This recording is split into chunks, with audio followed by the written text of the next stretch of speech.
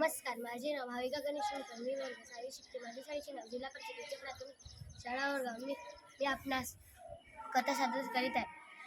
कथेचे नाव आहे गर्व करू नये. एका गावात एक अतिशय विद्वान माणूस राहत होता. त्याच्या विद्वत्तेबद्दल सर्व लोकांना आदर होता. प्रत्येक विषयात त्याला भरपूर असं ज्ञान मिळत होतं. त्या विद्वानाला आपल्या ज्ञानाबरोबर देशोदेशी फिरायचा सुद्धा छंद होता. दर वर्षाला तो कुठल्या ना कुठल्या देशाचा दौरा करत असायचा आणि तिथले संस्कृती, तिथले लोक, त्याचे विचार, त्याची जीवनपद्धती जाणून घेण्याचा तो पुरेपूर प्रयत्न करत असायचा.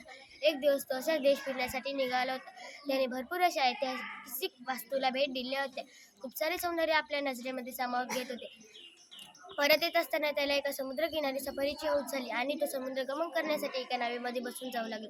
त्या नावेच्या नावडी अशिक्षित आणि गरीब घरचा होता. या समुद्राचा रूप तो विद्वान आपल्या नजरेमध्ये सामावून घेत पुढे जात होता. असे करत असताना तो नावाड्याला काही गोष्टी विचारू लागल्या की तू कुठला असं विचारू लागला.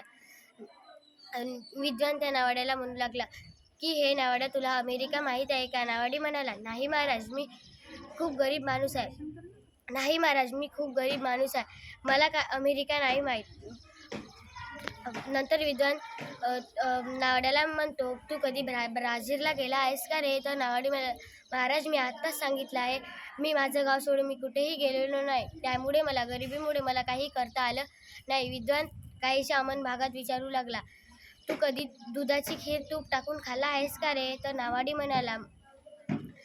म्हणाला, महाराज, मी दिवसभर नाच चालवतो तेव्हा कुठे आमच्या घराचं पोट भरते. अशा गरीबी लोकांना प्रकाराची खूप अवघड असतो. आता वाराधून सुटलेला आहे.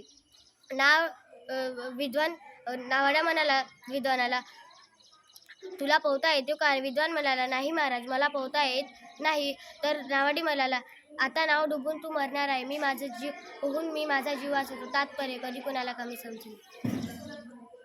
धन्यवाद.